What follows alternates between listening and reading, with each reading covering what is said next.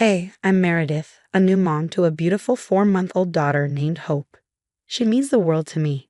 Hope arrived during a time when I felt incredibly vulnerable and in desperate need of support. It's been 8 months since I lost my husband, John. We were married for almost 2 years, and he was truly the love of my life. He was my first real relationship, and I always hoped he would be my last. He will forever hold a special place in my heart. When I was nearing the end of my second trimester, everything seemed to be going smoothly. John and I were over the moon about our upcoming baby. It felt like our family was finally getting that one missing puzzle piece. But then tragedy struck, and John was taken from me in a car accident. Identifying his body was a gut-wrenching experience, and I felt like my world had crumbled. I fell into a deep depression, hitting rock bottom. My parents, who lived in another part of the state, rushed over to support me as much as they could. They stayed with me for as long as possible. Then my best friend, Vicky, stepped in to help me through this incredibly tough time. They became my lifelines after John's passing. John's parents, Lindsay and Farrell, had always been kind and loving towards me, considering me part of their family. However, things took an unexpected turn one day after John's death. Vicky had moved in with me temporarily until the baby arrived. I was almost a month away from my due date, and given everything I had been through, being alone wasn't the best idea. One day, out of the blue, Lindsay and Farrell showed up at my place. It was a surprise visit, though they had been visiting frequently. Vicky wasn't home, and I was by myself. "Hey Meredith, it's us." "Hello guys, how are you holding up?" "We're managing." "Where's Vicky?" "She's out grabbing groceries. Peanut butter and pickles cravings, you know." "Oh, I remember those strange cravings. Pregnancy does funny things to you. Thanks for coming over. I miss John so much, but having you here helps. I feel closer to him when you're around. You were everything to him, Meredith. We are here for you, and soon you'll have your little one here. Speaking of which, how are the preparations for the baby going?" "Vicky has been a huge help. The nursery is ready, and we're just counting down the days now." "John would have been so happy. I wish he could be here for this. Speaking of the future, there's something we'd like to discuss with you." "Sure, what's up?" "Well, you know there might be some money that used to belong to John." "Okay, go on. What about it?" "We actually need that money now." "Wait, what? Why?" "See, that money was sort of ours to begin with. We put it into John's upbringing and education." "Seriously? And you want it back? But that money is for me and my baby." "Let me explain, dear. John might not have mentioned it, but we see that money as something we invested in him. We even paid half of his college tuition as his birthday present. We raised him and supported his education. It was a present. You shouldn't have expected to get it back. Anyway, I'm pregnant, not working, and I need that money for the baby. We need the money to take care of things at our house too, you know. And I would have loved to help you, but the truth is I will be raising this child as a single mother. I've got my own financial responsibilities to handle. I really need that money now more than ever." "You're being selfish and greedy. I bet you're secretly relieved that John is gone so you can have all the money for yourself. You pretend to be all concerned about your baby, but God knows what you're going to do with it." "How could you even say something like that?" I couldn't hold back the tears. I was utterly stunned by their behavior. 2 years of marriage, and this is how they treated me just because I refused to give them the money that legally belonged to me after John's death, especially when I was pregnant. It was unbelievable, and their words hurt deeply. I would never wish anything bad upon John. I decided that I didn't want Farrell and Lindsay anywhere near me. When Vicky returned, I told her about everything that had happened. She agreed with me. With Farrell and Lindsay out of the picture, it was just Vicky, my parents, and me looking out for each other and my upcoming child. It was a really rough time during the final stretch of my pregnancy. My mom came to stay with me. She's a devout woman and suggested we go to church one Sunday morning to pray for the baby's well-being. I agreed, so off we went. As we stepped into the sacred space, guess who we bumped into? Farrell. Of all people, he was volunteering at the church. My mom sensed things could get awkward, so she recommended we keep our church visits short and sweet. We prayed for the baby and left. When the service ended, and before we could make a quiet exit, Farrell approached us. "Hey, Meredith, can we chat for a sec?" he asked. "Sorry, Farrell, but my daughter doesn't want to talk to you," my mom interjected. "It's all right, Mom. What's up, Farrell? Look, I'm sorry about the other day. Actually, both of us are. You know, Lindsay called you and all. Yeah, she did. I received all her voicemails. While she's regretful for what she said, it wasn't cool, and she didn't mean any of it. She's having a tough time dealing with losing John, and she kind of lost it. So could you maybe think about giving us another chance? What she said was way out of line, you know. Yeah, we get that. We said some messed up stuff too. But can we try to make things right? Maybe give Lindsay a call. All right, I'll consider it. I went back home and mulled over what Farrell had said. It occurred to me that they had lost their son. It wasn't just me who had lost their husband, so I decided to give Lindsay a call. Hey, Lindsay. Hello, Meredith. How are you holding up? Well, with the baby due in a month, it's getting more nerve-wracking by the day. I remember those days well. They can be incredibly daunting, especially considering John's passing. You didn't just lose your husband. You lost the father of your child. I'm truly sorry for my words the other day. You always brought happiness to my son. I appreciate your apology. I'm sorry for not returning your calls earlier. Your grief over losing your son is just as valid. Meredith, you're still a part of our family. I've been thinking, despite your reservations about a baby shower, how about we host a small gathering at our place? It would only include us and a few of our close family friends. I'm not sure if it's a good idea. It's getting quite late in the pregnancy. Don't worry, Meredith. We'll take care of everything. Consider it a gift from us to you. Well, okay, I'm in. I'll send you the details via text. It was a really sweet gesture from Lindsay to organize the baby shower, even though I hadn't initially wanted one.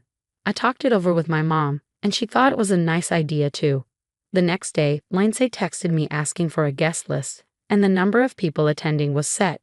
The baby shower was scheduled for 2 days later. She told me to dress nicely, relax, and just enjoy the party at her place. Honestly, I was looking forward to it. We hadn't done anything fun since John passed away. I sent her the guest list and went shopping for a maternity dress with my mom. When the day of the baby shower arrived, I went to Lindsay and Farrell's place. It was beautifully decorated with balloons and flowers. My friends had also gathered there. Little did I know that Lindsay would turn the baby shower into a cry-fest for me. The issue arose because I invited one of my male friends from school, Chris, to the event. He had also been at John's funeral and was friends with him. He came up to me. Hey, Meredith, how are you holding up? Chris, it's been a roller coaster, but I'm hanging in there. Thanks for being here. Of course, I wouldn't miss this for the world. You're looking great, by the way. Thanks, Chris. It's been a tough few months, but I'm excited to meet my baby soon. John would have been thrilled. I know he would have made an amazing dad. Yeah, he would have. It's hard knowing our child won't get to know him. He'll live on in your hearts, Meredith, and in this little one. You're right. I promise I'll be there for you and your baby. Thank you, Chris. That means a lot to me. Chris was just being friendly. He was married, and there was absolutely no sort of flirting going on. But for some reason, Lindsay heard us talking and got fixated on this. She pulled me aside into her room, saying she wanted to talk. I can't believe you're throwing yourself at Chris like that when he's clearly into you. What do you even mean? Do you think I haven't noticed? It's been 8 months since we lost John. How can you even think of this? Chris is just a friend. He was even friends with John, and now he's chatting you up. What a great friend, huh? He has a wife, and you have the baby of your dead husband in your belly. That isn't stopping you. What? First you take our money, and now you're disrespecting our dead son. I feel so sorry for him. You don't know what it's like losing a child, but I hope you do. Do you even hear yourself? You better keep your little one away from me. I quickly wiped my tears away and decided to bail from the baby shower without making a scene. Leaving Lindsay's place, I felt a mix of sadness and betrayal. Seriously, how could she say those things about me and my baby? It was like she had turned into a monster. I was terrified of her. My mom, who could tell something was up for my face, came over worried. A few days later, she wanted to know what happened at the baby shower and why I had left so early. I didn't want to spill the ugly details, so I just said, it's the pregnancy hormones, Mom. I'm all right. But deep inside, I was far from all right. The argument had really shaken me, and I decided to keep all the hurt and nonsense to myself. A week later, Lindsay's name popped up on my phone. I couldn't help but feel anxious after what went down at the baby shower. I had no idea what Lindsay could want now. It was a text. I'm really sorry for what happened at the baby shower, Meredith. My emotions got the best of me and I said things I shouldn't have. I overreacted and deeply regret my words. Of course, I'd love to be a part of my grandchild's life. So here's my offer. When you're ready to welcome the baby, please drop me a message. I'd be crushed if I didn't get to meet the little one. I chose not to dwell on Lindsay's message. Forgiving her for her earlier accusations was enough for me, but her hurtful comments about the baby remained a nagging thought in my mind. I decided to set it aside as I had more pressing matters to attend to in the coming days. Then the long-awaited day arrived. My water broke and labor pains set in.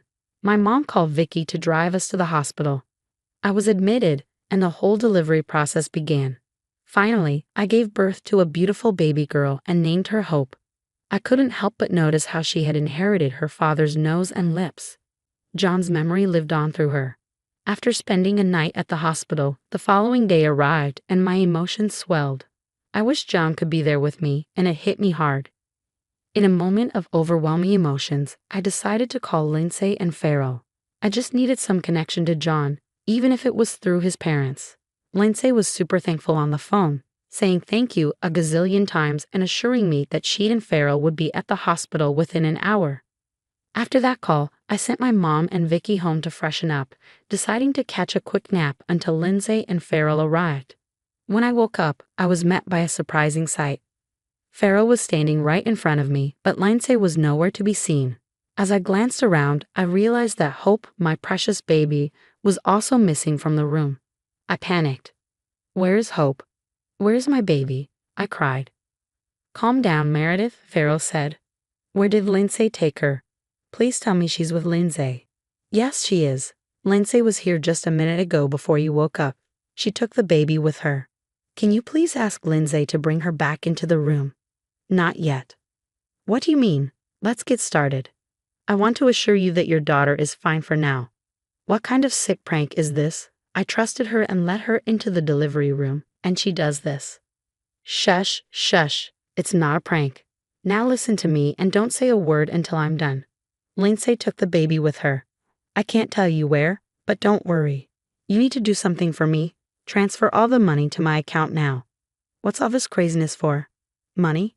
I want my baby back. I will call someone.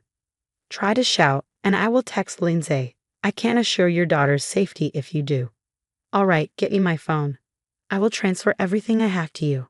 I took my phone, and my hands were shaking as I transferred the money to Farrell's account. Farrell checked his phone. "That's like a good daughter-in-law. Could you please call Lindsay and tell her to bring Hope back?" "Okay," I said, my voice trembling. Farrell left the room, leaving me with a lot of questions. Where was he off to? What did he plan to do with my little girl?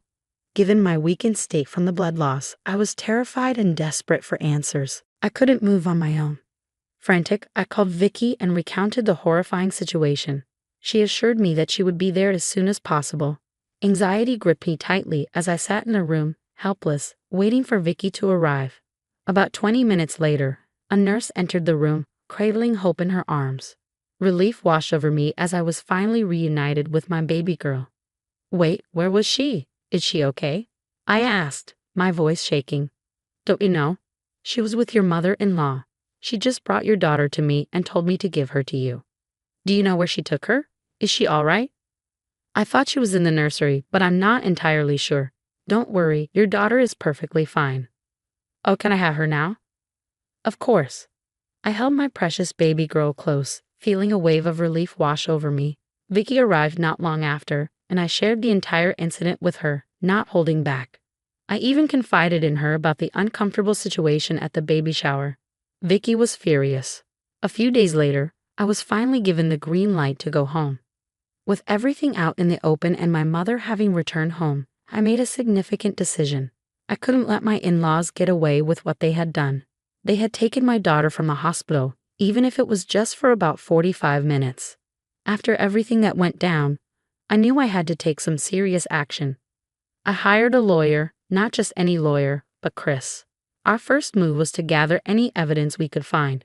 Hospitals usually have security cameras everywhere, and we thought they might have captured what really happened with Hope and Lindsay. Chris worked his magic, and soon we were watching the security footage from his office. We could see Lindsay holding Hope and leaving the hospital. The timestamp on the video was crystal clear. My baby was taken away, even if just for a short time. It was a cold, hard fact staring us in the face.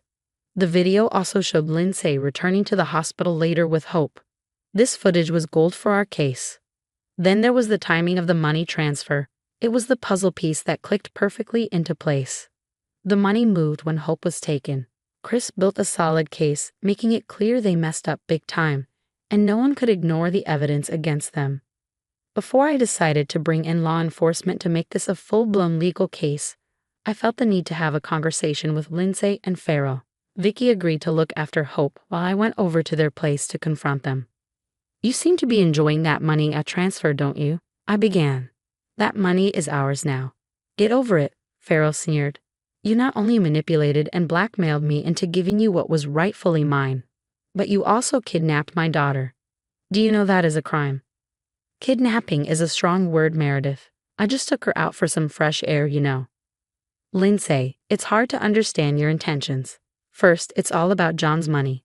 Then, at the baby shower, you accuse me of disrespecting him. Can you pick a side? Aren't you tired of playing the victim, the mother who lost her son, when all you seem to care about is the money?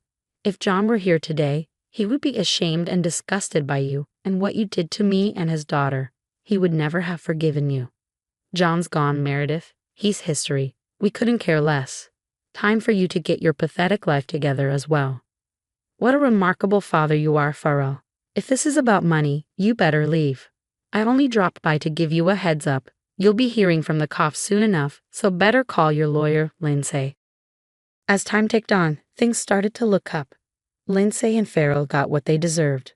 The evidence was stacked against them. The security footage from the hospital and the timing of the money transfer all pointed to their guilt. Justice was served with a side of karma. They ended up in prison for a year and had to pay back every single cent they took from me. It wasn't just a win for me, but for Hope and John's memory too. With the money safely back in my account, I decided it was time for a fresh start. I sold our house, full of memories both good and bad. It was tough saying goodbye to that chapter of my life, but it needed to be done. I didn't want to live in the shadows of the past anymore. I moved to a snug neighborhood close to my parents' place. Having real family nearby was a game changer. I decided to put my experiences to good use. I joined support groups for single moms who had been through similar things. Being there for them helped me heal too. Every day is a new chapter in this single mom's journey. I wake up motivated to be the best mom I can be for Hope. I'm determined to provide Hope with a loving, stable, and happy life. Recently, I've been contemplating a career comeback now that I have my parents to look after Hope. I'll be diving into that soon. Each day as we create new memories together, I'm reminded that we can find light even in the darkest of times. Hope has brought warmth and purpose back into my life, and for that, I am eternally grateful.